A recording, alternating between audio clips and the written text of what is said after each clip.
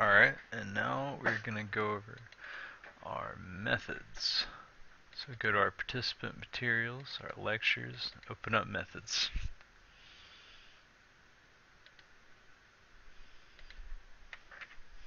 Okay, methods, session 6. Alright, what is a method? Well, what type of structure would help you out if you wanted the same repetition of loops but with variation and more utility? Well, that's what we have methods for. You can use input variables to manipulate what some logic is going to do, such as if you wanted to change a sprite's size rather arbitrarily throughout your program, but you don't want to rewrite the size changes every time. That's perfect for what this is. Returning or reporting a value is something that you can do as well, which if you've ever used one of the blocks that represents a value, that's something that you can do.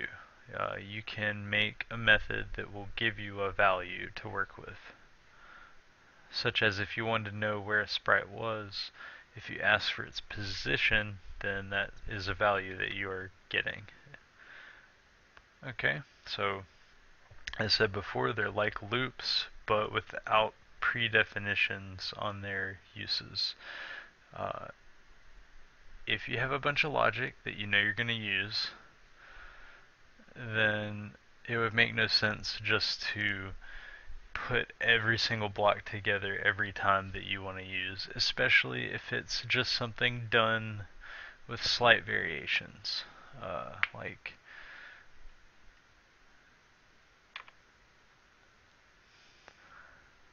here's how you do it. It's not very difficult. There's a make a block thing under the variables subsection over here. And also you can just right click anywhere in the script section. And when you do this, you are brought a few options that might be confusing at first. You have your placement. This is totally up to you. Like if you make something that moves a sprite, I'm sorry, you might want to put it under motion. If you're looking for controls, like if you're waiting for something to happen, you might want to put it under sensing. Or if you're wanting to play a sound when things are going on, you might put it under sound. It's up to you. The very important thing here is command reporter predicate. Command means you are not returning a value, you are just doing something. You can tell by the way it fits in between two blocks here that it's just doing something and moving on. Here, a reporter is actually a value. This is a return value that your method will be giving to you. Just like if you were trying to find the size of something, it would look like this and be called size, or whatever you want it to be called. And then a predicate is a Boolean value. And we may not go over that, but it's just, true or false, giving a yes or no. Okay, when you go to create one, you'll be brought this little pop-up box. You have the name of whatever you called your method. You have plus signs that will allow you to add parameters, which are values that you give. Like if you wanted to set size equal to something, you might have one called size and then have a parameter called pixels or feet or something, whatever you would want it to be. And down here is whatever logic you want to go on in your own method. It's completely arbitrary, it's whatever you want.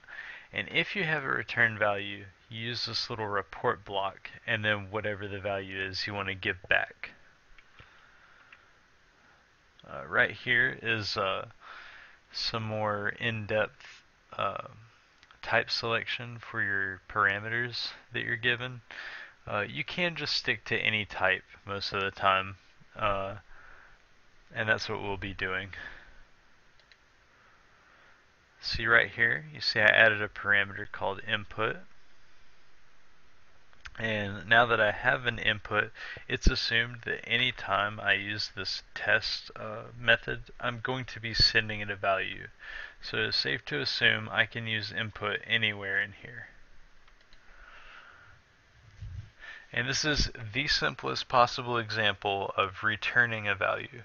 I send a parameter called input and I just return it right back. And so we'll see what that looks like practically in a second. This is our block that we made, test 7. Any value that you send it, that is the number it is representing. It's completely redundant, but the point is to illustrate to you both a parameter and a return value.